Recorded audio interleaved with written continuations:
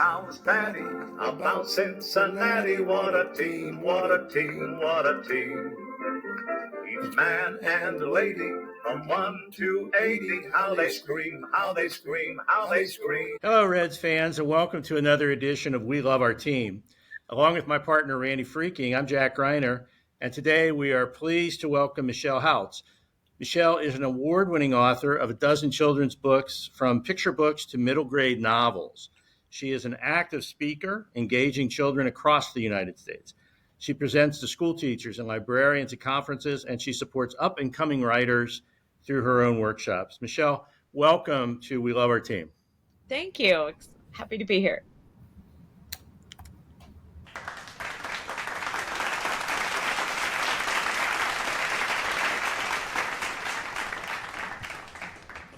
Michelle, I really enjoyed reading your book last night. It's a fascinating story. It's great for middle schoolers, and we'll talk about that in a few minutes. But we like to just start off most of these episodes by asking our guests to tell us a little bit about yourself, where you grew up and how you ended up writing children's books. Sure.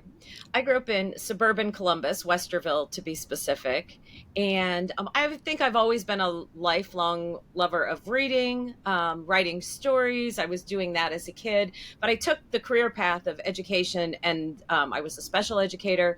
And then I went to graduate school for speech language pathology. So I was doing that, working with young students in schools on their speech and language skills. But I think it was when my 3 children learned to read, but they were at that level where they wanted to read more difficult, like middle grade novels, but they couldn't quite read them yet themselves. So we'd sit together at night and we'd pick a novel, all the classics, Where the Red Fern Grows and all. We would read all those together. And I think that's when I thought, maybe I want to try my hand at telling stories for children myself. And so that's when I first got the idea, which was a little bit later in life. So I didn't submit my first manuscript until I was in my late 30s, didn't sell my first book till after 40. And so that was a lifelong love that became something that actually happened later. I was a big reader when I was a kid. I loved this one. I loved a lot of books, but one was this thing called the Mad Scientist Club, and it was a collection of short stories about these guys that got together in a treehouse, but they would come up with elaborate things that they would do, pranks and that sort of thing. And I found it on, I guess it was still at the library, and I gave it to my granddaughter Lucy, who's 9. I thought she might like it, and the book. The author, at the beginning of the book said 2 boys everywhere or something like that. And that just, Lucy was done. We'll talk about that in a minute. Something to say about girl books and boy books. Yeah. No, she was. Anyway, hey, so were you a baseball fan when you were growing up? Well, yes and no. I think that my love of baseball was very singular, as was my love of football. So if it had to do with the Cincinnati Reds, I was a fan. Otherwise, I really didn't know much or care much about anything else. And being from Columbus, of course, I was a Buckeyes football fan. So, but Columbus doesn't have a major league baseball team. So right. It seemed that loyalties were divided between North and South, between Cincinnati and Cleveland. But everyone in my family, everybody I knew, we followed the Reds. All right. And I did not play. Michelle, tell us about those summer nights in the early 1970s when you'd sit out on your front porch, as I read in the book. Oh my goodness. I have such vivid memories of being really young, like 5 and 6 years old, and no air conditioning, hot night, windows open, but still no breeze. And my sisters and I would take our baths and get ready for bed in our pajamas, but Mom would agree it's too hot upstairs. So she would let us either lay on the porch or on the couch, wherever Dad was with his transistor radio, because the Reds weren't on TV, but they were on the radio. And when the Reds were on the radio, he was there with his graph paper and his pencil, and he was doing stats as he listened. And we had to be quiet, but that was okay. We could stay up if we were quiet, and we could stay downstairs where it was cool. And it was that droning, and I say that in a positive way, of Al Michaels' voice that would put me to sleep as a child. I didn't understand a word they were saying about, all the baseball terms. I didn't know what a line drive was. I didn't know what they were talking about, but to this day, Al Michaels' voice is still this soothing part of my childhood. That's great. Well, so many people talk about Marty and Joe doing the Reds games. It's kind of fun to hear somebody with a memory of Al Michaels. He really was great, but he was only here for 3 years. He went on to Right. bigger and better things. But Those very formative years. Right. Yeah. Did you have a favorite player? Probably Johnny Bench. I mean, Johnny Bench posters were on our bedroom walls, and he was definitely the hero of childhood memories of the Reds. That's great. And do you recall your dad or anybody in your family attending Reds games, or was he just an avid radio listener? We would go to, I don't know if it was one a year or one every couple of summers, but yeah, we would go. And then as we got older, my dad went to lots and lots of Reds games. And we've done that as a summer outing with the whole family, which is now big with grandkids. And those are really special memories. Oh, that's awesome. What did your dad do? What was his job?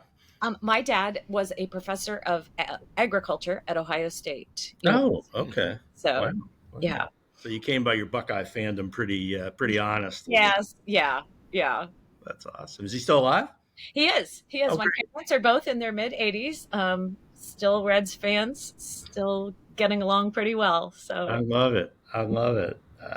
That's great. And go ahead, Randy. You live up on a farm, is that correct, Michelle? I used to. I raised my kids on a farm. I live on Grand Lake St. Mary's now, which is Ohio's largest inland lake. Not counting, of course, the Great Lakes, but yeah, it's Mercer County, Ohio. It is a rural area. It's just lovely, and our lake is 13,000 acres of recreation. Fun. Yeah. One of the great federal judges in Cincinnati used to have a home up there. I think he calls it a trailer, but it was Herman Weber. Okay. Enjoyed that lake for 20 or 30 years. Yeah.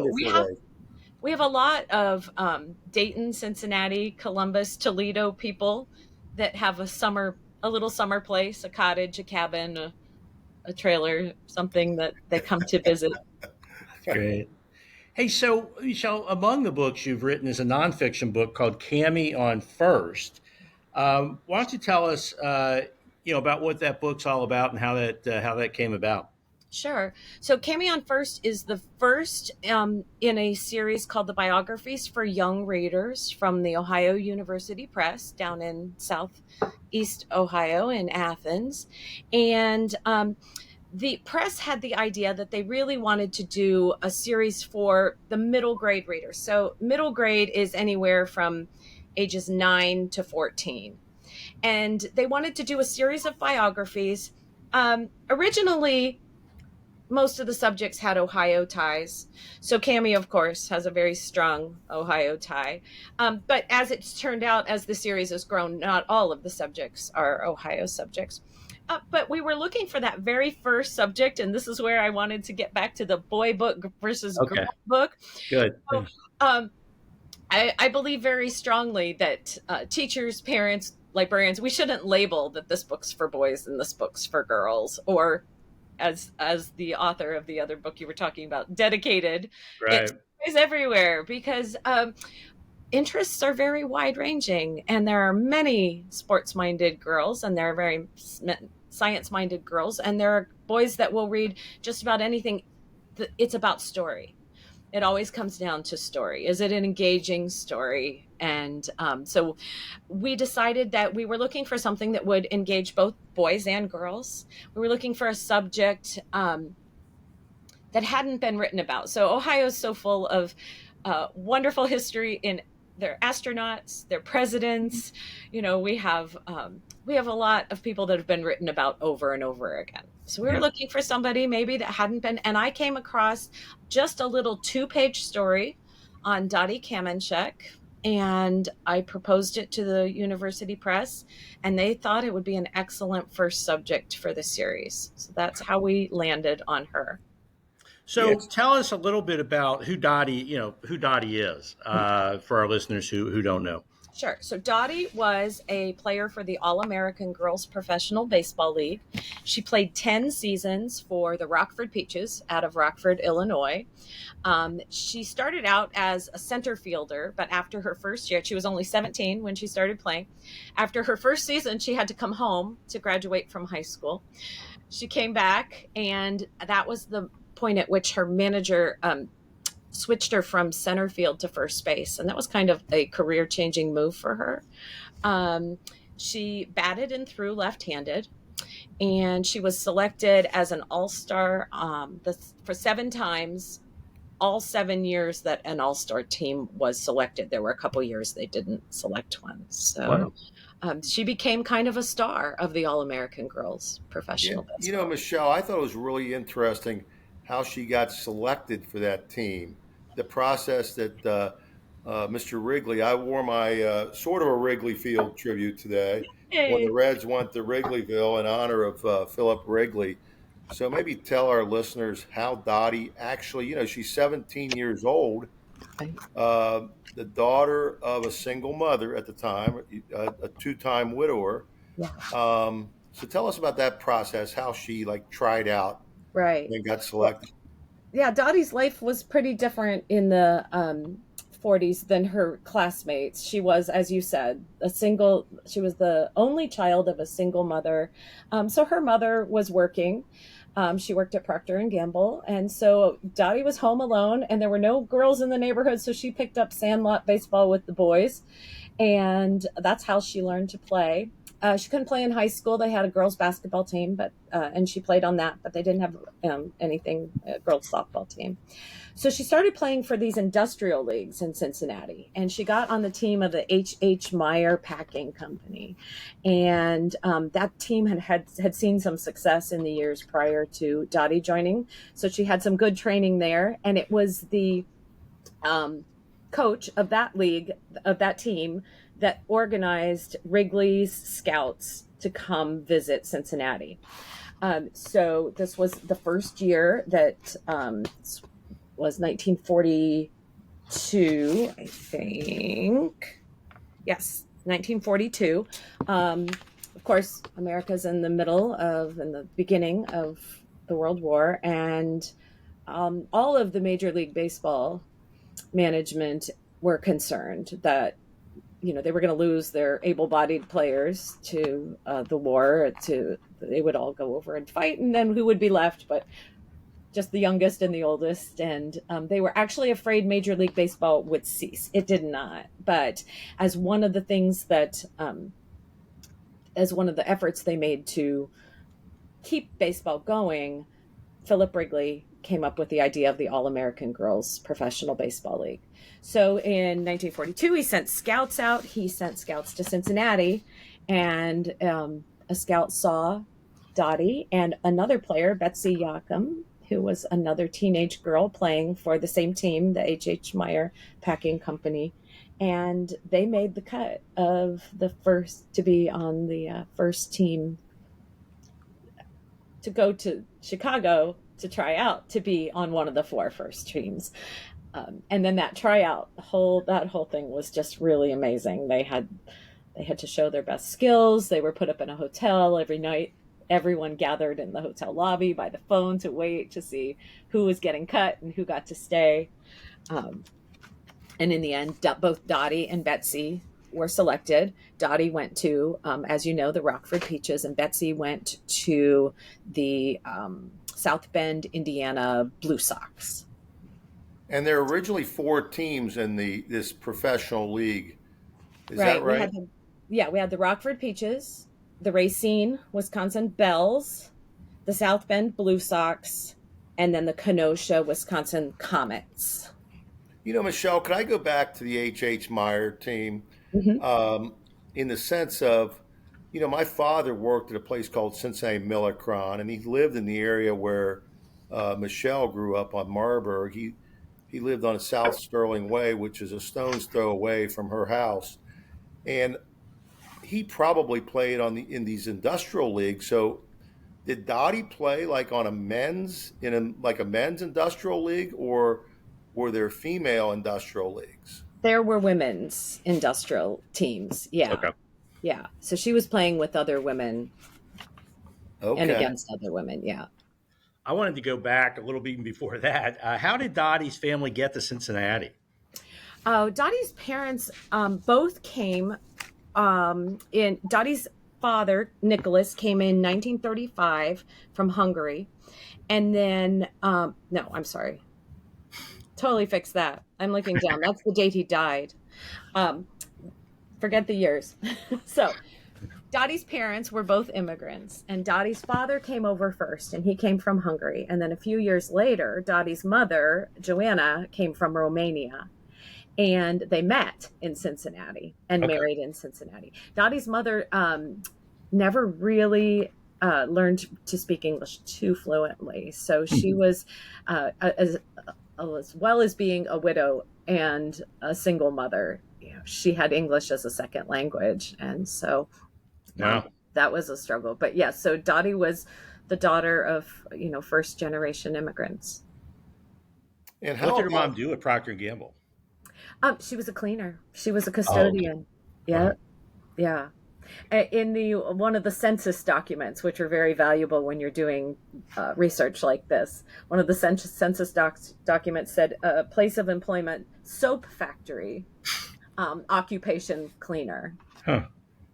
So what was the original idea of the AAGPA PBL, which is All American Girls Professional Baseball League?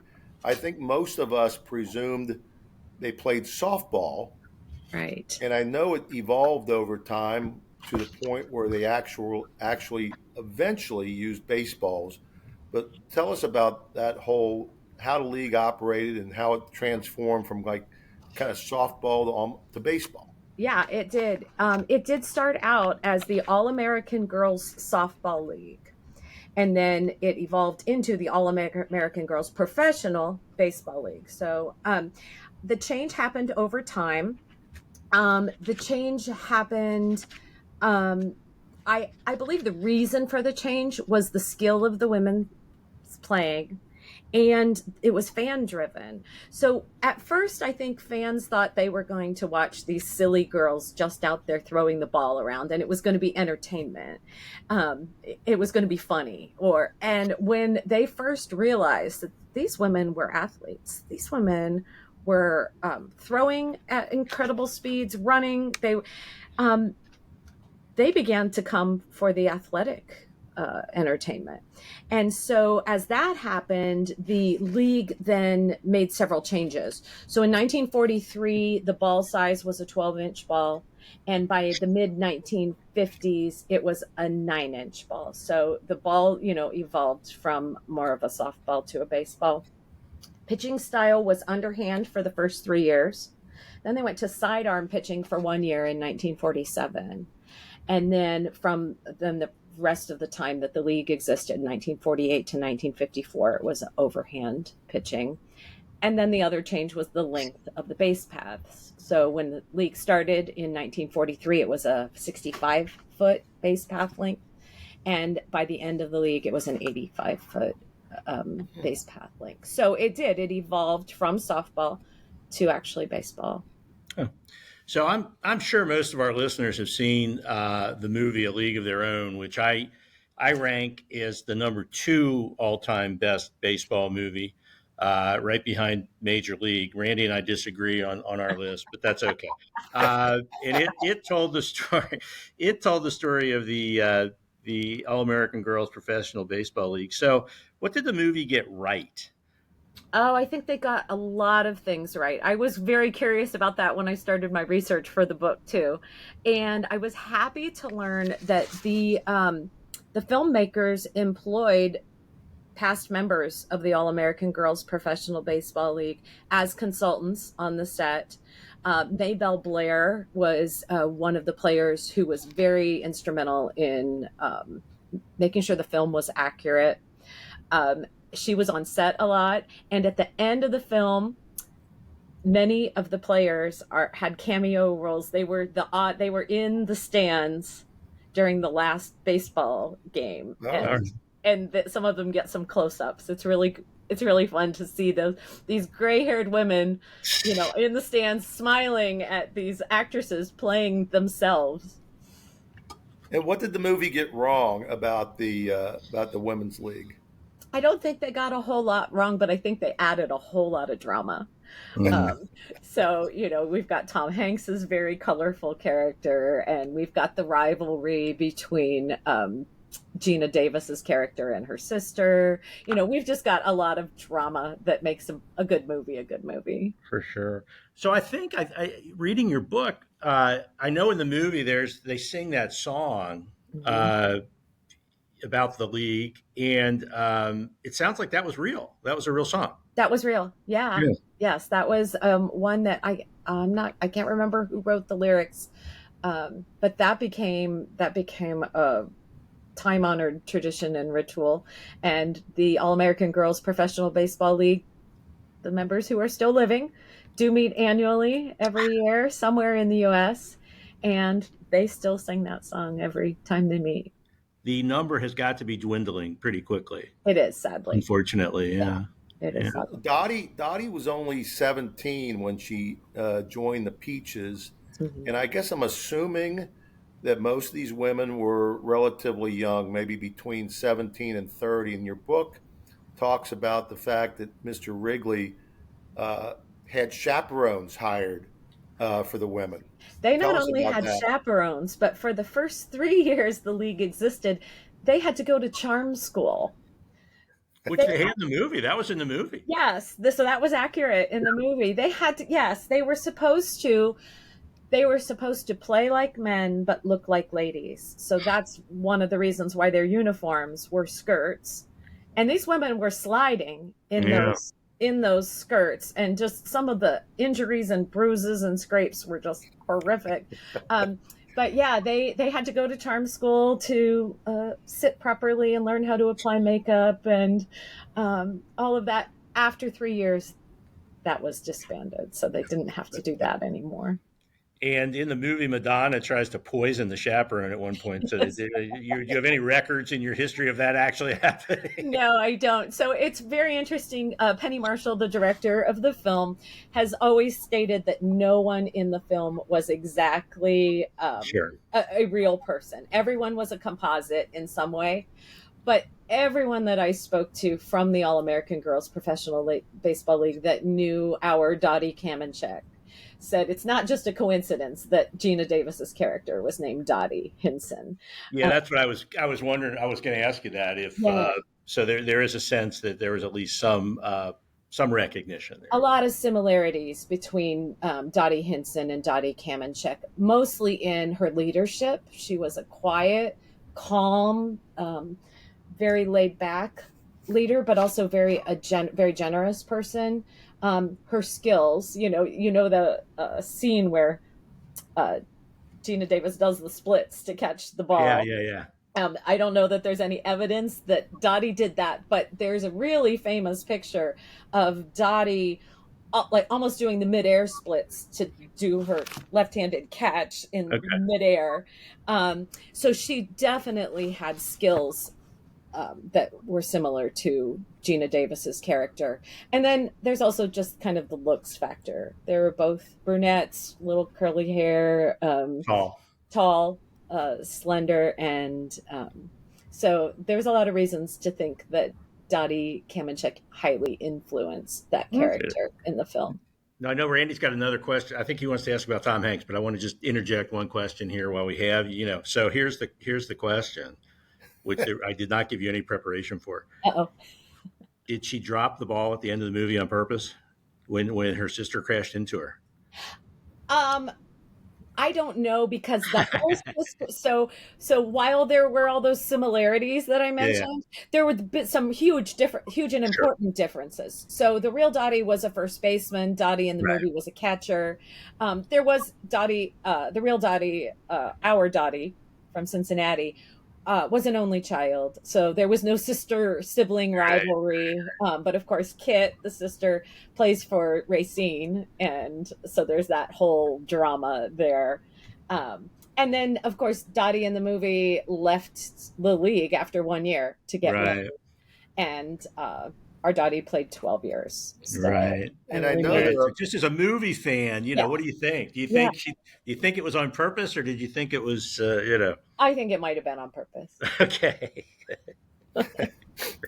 She was too good. She was too good to drop the ball at an important moment. I love it. Yeah, Jack gave a preview of my question, but Tom Hanks played somebody named Jimmy Dugan, Mm-hmm. who, as the story goes, he loosely was based on Jimmy Fox, one of the all-time great baseball players. Do you have any insight into whether that's true or not? I don't really. I do know that several of the players that were living that I could interview, whether they played, I did become actual friends with a woman who played for the Fort Wayne Daisies under Jimmy Fox, and so she and several others were if they had any complaints about the movie, it was that they were unhappy that the manager was portrayed as such a drunk and such a such a maybe possibly unlikable character, because they had nothing but respect for their managers. And I know that Dottie's manager, Bill Allington, was really important to her as a coach, as a role model, as a leader. And so I did talk to several that just weren't very happy. Interesting. Yeah, that Tom Hanks's character was portrayed that way. Well, I know everybody remembers the line, "There's no crying in baseball," but I think my favorite line from the movie is when he's talking to Dottie, Gina Davis, and he has that line, "It's the hard that makes it great." That's just one of my favorite movie quotes, and it gets lost a little bit because everybody remembers there's no crying in baseball. Right, exactly. The performances in that movie were just across the board so good. I can watch that movie just every time it's on. I really can. So, what did they get paid? What was the pay like? So the women started out, actually their salaries were quite impressive. They were pretty generous when Wrigley started. They were getting between $40 and $85 per week, which was more, the alternatives for them. There were a lot of factory jobs open during the war for women. Yeah. So it was definitely more than they could have made working back home. In the later years, some players were earning $100 a week, and Dottie ended up being one of the highest players in the league at the end of her career, earning $125 a week. Wow. I also read in the book about the Hall of Fame recognition of the league. Can you tell us about that and how it came about? Yeah. They lobbied for several players to be inducted, and the Hall of Fame pushed back against that for a lot of years. So finally in 1983, they inducted the entire league. So every woman who played for any of the teams in the All-American Girls Professional Baseball League is technically inducted into the Baseball Hall of Fame. And they had a really big celebration, and a lot of those women, then in their 70s and 80s, were present at the time. That was cool. Yeah, I saw the display up at Cooperstown. It's cool. I think they did a great job. Yes. There's in addition to that big induction event, there was also a permanent exhibit installed. Yeah. I also did a little research. The $125 a week in today's dollars is about $2,200. So, okay, that's good. They're not terrible. Yeah. Now, there's a great quote in your book from Wally Pipp about Dottie. Can you tell our listeners about that? Yeah. So in the summer of 1950, the league was 8 years old at the time, and Dottie had been playing for a while. She attracted national attention because Wally Pipp, he was a New York Yankees star first baseman, made a comment that ended up getting repeated over and over again, and that it was that he called Kammie the fanciest fielding first baseman I've ever seen, man or woman. Wow. So that kind of got her some attention on the national stage. And shortly after that, a Fort Lauderdale men's minor league team offered a position. And it was the first woman to ever be offered a playing position on a men's minor league team. They spoke to both Dottie and to all of the organizers of the AAG PBL. And in the end, Dottie decided to turn it down. She decided that it was probably more of a publicity stunt than that she wouldn't be taken seriously. So she decided to continue her career with the women's team. So, what did Dottie do when she finished playing? Did she come back to Cincinnati, or? She did briefly, but first she went to in the off season she was studying at the University of Cincinnati, and then after she retired from baseball, she studied at the University of Marquette in Milwaukee, Wisconsin. She became a physical therapist. She got her degree. She did come back and worked in Hamilton County for a time before moving to Southern California, and that's where she spent her career. A rather industrious career as a physical therapist, but then became director of Orange County Crippled Children's Society and a leader in the field of physical therapy. Yeah, she got quite a few awards in that role. I mean, she's really an incredible woman. Yeah. And I'm kind of sorry, I heard about Dottie for the first time when I read this book. You would think that somebody like this from Cincinnati, we're so proud of like the 1869 Red Stockings that were the Right. first professional baseball team. But I would say if you stop the average Cincinnatian on the street, they're not going to know about Dottie Kamenchek. Right. And so I hope our listeners at least get educated in that way. Yeah. But let's talk a little bit, Michelle. I've got your book here to display. It's a great book. What is the Jack was nice enough to loan to me, I think. What is the age range for the book, and do you know how people can get a copy of it? Sure. Well, at Ohio University Press, we like to say that our books are for 9 and up, and we don't put an end on. So technically, this middle grade series that now has 13 books in the series, technically that's for about the 9 to 14-year-old reader. But many of the subjects of our books have no other books written about them. So there's a wonderful book festival you have in Cincinnati called Books by the Banks. Yeah.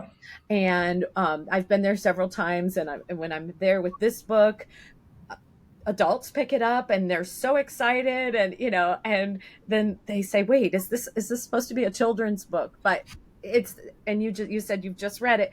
You can attest to it's meaty. It's not a thin little volume. It's packed with photographs, quotes, side stories, text boxes, little did you know facts. But that was our goal in this series for biographies for young readers, is not to tuck down to our middle grade readers, that we want to give them something that they can really chew on. So we say it's for 9 and up. And there are 2 other books in the series that your listeners might be interested. One, because it's a baseball book. Scott Longer wrote the biography of Cy Young. So that's another very interesting baseball story.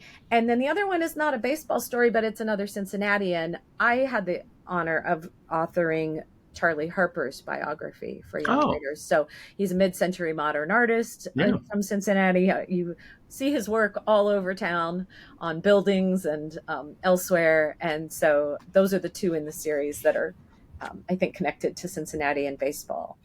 Oh, that's really fun. That's right. You know what we forgot to ask, which I can't believe, Randy. How did we do this? But where did Dottie go to high school? My goodness, this is Cincinnati, for crying out loud. We need to know. That was one of doing the research was very interesting because, of course, Dottie had passed. As an only child, she had no siblings, so therefore she had just no one that I could find and reach out to about her early life. lots of people that played ball with her that I could find out more about her baseball years. But her early life was hard to track down. But I did find, finally, her high school yearbook. She graduated from St. Bernard High School, close to Norwood. Yeah. And she was part of the Girls Athletic Association all 4 years in high school. So that's When not. did she pass away? When did she die? Dottie died in 2012. Oh, so okay. So Just actually very shortly before I started my research. So you said you never met her. I did not. I did not. Michelle, I should know this, but Jack's more the literary genius on this podcast. But Books on the Banks, what time of year is that typically held in Cincinnati? Because I'm not so sure we have the date. Sure. That is always in late October or early November. And it's always been at the Duke Energy Center, but in the renovations currently of the Duke Energy Center, I know last fall it moved to another location. But the Cincinnati Hamilton County Public Library would be well informed if people wanted to find out more. And I know they have a great Books by the Banks has a great website, but 100, 125 up to 150 authors, thousands of people, activities for children, adults. Yeah, it's a great event. So you did ask about where to get Kammie on first, and I don't think I answered you. The Reds Hall of Fame Museum always has copies. Sometimes those are signed copies. If I happen to have been to a game, I pop in and sign whatever they have in stock. And then some of my favorite bookstores, of course, about Joseph Beth in Cincinnati, but the bookshelf in Madeira is an excellent children's bookstore that carries a lot of my titles, and the Blue Marble in Fort Thomas, Kentucky. Okay, yeah, is just a charming children's bookstore. So I was walking past a bookstore the other day in Marymount, and there was a book in the window that said "Mommy Cusses" right before Mother's Day. I didn't buy it, but I took a picture of it and I sent it to a few women I know and said, "I think this is right up your alley." Sometimes she does. It was just great. Well, is Kammie on first your favorite book, and if not, what's your own personal favorite? Oh my goodness. Wow. I don't think I could choose a favorite book. There's just like choosing your favorite kid, huh? It is. So I do a lot of school visits. I speak to children about reading and writing and storytelling. And I always get asked that question. And I always answer it with, would your mom pick a favorite child? So my favorite book that she just wouldn't say which one. She just wouldn't say it out loud. Yes. And I bet that favorite would change from day to day, depending on the behavior of their siblings. So, yeah, I think my favorite book is usually the one that I'm working on right then, because that's the one that's got my attention and my heart and my focus. Yeah. So are you working on something right now? I'm always working on something. Okay. Yes. So I have a middle grade fiction series that I'm working on. And that's about they made themselves a family. They're not actually a family, but a family of ghosts that live in an antique store. Oh, fun. That sounds great. I'm excited about that. Fantastic. Okay. Yeah. Well, but you have a website too. People could go to your website and see about your books, right? Yes. All the books are on my website. It's very simple. It's my name, michellehouts.com. Great. And there's a lot more than just books on there. There's some teaching tools and some extension activities and a lot of information there. So it's terrific. Michelle with 2 L's. And Houts is HOUTS.com. That's right. Perfect. Hey, Michelle, this has really been enjoyable. I love the book. So it's very enjoyable by a 68-year-old guy. So it goes from 9 to 68 at least. Okay. That's great. It's been a lot of fun. We thank you for your time and wish you well, and good luck with the ghost story in the antique store. Thank you. Thanks. Thanks, Michelle. This was really fun. It's been fun to talk about Dottie and baseball. Yeah, that's great. I guess give it up, folks. Give it up for Michelle Houts.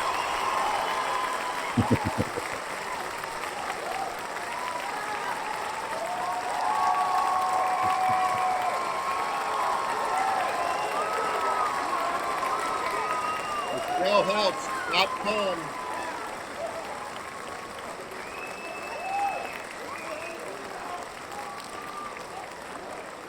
Right. Hard to keep them quiet, Michelle. The whole town's batty about Cincinnati. What a team, what a team, what a team. Each man and lady from 1 to 80. How they scream, how they scream, how they scream.